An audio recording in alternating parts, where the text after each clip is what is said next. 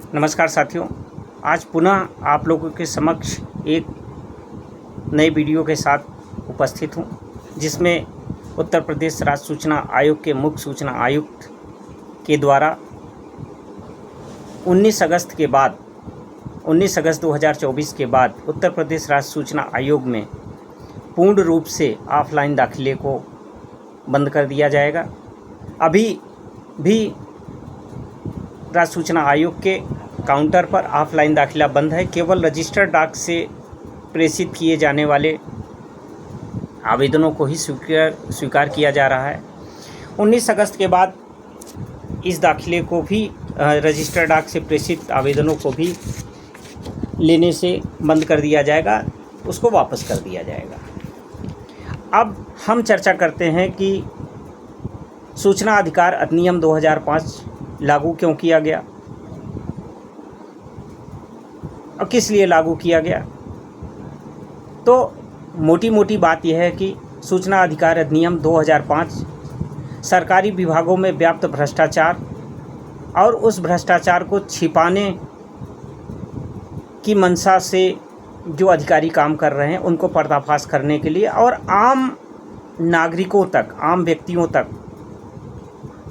सूचनाओं की पहुंच को लागू करने के लिए लागू किया गया। लेकिन वास्तविकता यह है कि 2005 से 2025 के करीब हम लोग हैं, 20 वर्ष होने को आए, लेकिन जिस उद्देश्य को लेकर के सूचना अधिकार अधिनियम लागू किया गया था वो वास्तविक रूप में आज भी फलीभूत नहीं हो पाया है। उसका सबसे बड़ा कारण ये है कि जो अधिकारी 60 वर्षों तक अपनी रिटायरमेंट की आयु तक इन सूचनाओं को छिपाने का कार्य करते हैं, उन जैसे लोगों को सूचना आयुक्त सरकार बनाती है। जैसे डॉक्टर राजकुमार विश्वकर्मा, पूर्व डीजीपी उत्तर प्रदेश, इनको मुख्य सूचना आयुक्त उत्तर प्रदेश बनाया गया है। तो जो व्यक्ति अपनी रिटायरमेंट की आयु तक सूचनाओं को छिपाने के लिए कार्य कर रहा था, वो मुख्य सूचना आयुक्त जैसे पदों पर नियुक्त होने के बाद कैसे सूचनाओं को दिलाएगा, और जो डीजीपी जैसे पद पे रहा वो पुलिस विभाग की सूचनाओं को कैसे आम आवेदकों को दिलाएगा। इसी क्रम में हम चर्चा कर लेते हैं जो 19 अगस्त से ऑफलाइन दाखिलों को बंद करने का आदेश है।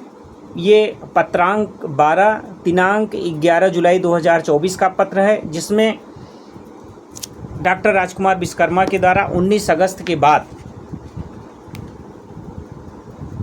19 अगस्त 24 के उपरांत पंजीकृत डाक के माध्यम से आयोग को प्राप्त नहीं किए जाएंगे, ये सेंटेंस लिखा हुआ है। और माननीय उच्चतम न्यायालय के जिस आदेश का उल्लेख करते हुए इन्होंने 19 अगस्त से ऑफलाइन दाखिलों को पूर्ण रूप से बंद कर दिया है, वो किशन चंद जैन बनाम भारत संघ तथा अन्य रिट पिटीशन सिविल 360/2021 के पैरा 24 का उल्लेख किया है। पैरा 24 मैं पढ़ के आप लोगों को सुनाना चाहता हूँ। That apart there can be no gainsaying that fact that e-filing provides round-the-clock access to courts and in the process facilitates the convenience of lawyers and litigants. We direct that all SICs must ensure that e-filing of complaints and appeals is provided in a state-minded manner to every litigant. Steps should also be taken having regard to the provisions of Section 26 of the RTI Act to ensure that service is effected on the Public Information Officer through the electronic mode. This shall also be implemented by 31 दिसंबर 2023। ये माननीय उच्चतम न्यायालय का आदेश का para 24 है, जिसमें ये उल्लेख किया गया है कि ऑनलाइन दाखिलों को शुरू किया जाएगा, ऑनलाइन सुनवाइयों को शुरू किया जाएगा। लेकिन इसकी गलत व्याख्या करते हुए मुख्य सूचना आयुक्त उत्तर प्रदेश डॉक्टर राजकुमार विश्वकर्मा के द्वारा पूर्ण रूप से ऑफलाइन दाखिलों को 19 अगस्त के बाद बंद कर दिया जा रहा है, जो कि अविधिक है, उच्चतम न्यायालय के आदेशों का खुला उल्लंघन है, उच्चतम न्यायालय के आदेश की गलत व्याख्या है। यदि 31 दिसंबर 2023 तक ऑनलाइन दाखिले की बात की गई है तो उसमें कहीं भी ये नहीं कहा गया है कि ऑफलाइन दाखिला आप बंद करेंगे। और यदि ऑनलाइन दाखिला आप बंद कर रहे हैं तो आप ऑफलाइन सुनवाई आयोग में कैसे कर रहे हैं? और जो लोग ऑनलाइन दाखिले के समय ऑनलाइन सुनवाई की विकल्प दिए हुए हैं उनकी भी सुनवाई आप ऑफलाइन मोड में कर रहे हैं। एक तरफ तो आप सुप्रीम कोर्ट के माननीय उच्चतम न्यायालय के आदेश का उल्लेख करते हुए ऑफलाइन दाखिला बंद कर रहे हैं, दूसरी तरफ आप ऑफलाइन सुनवाई कर रहे हैं। ये कंट्राडिक्टरी है, ये माननीय उच्चतम न्यायालय के आदेशों का पूर्ण उल्लंघन है।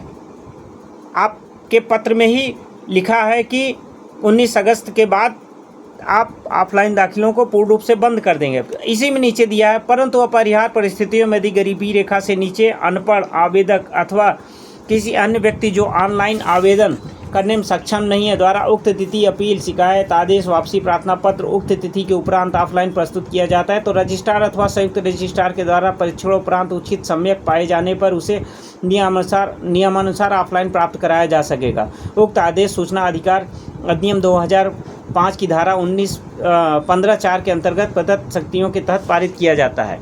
15(4) में आपको कुछ भी करने की पूर्ण रूप से स्वतंत्रता नहीं है। आप गलत व्याख्या माननीय उच्चतम न्यायालय के आदेश की नहीं कर सकते हैं।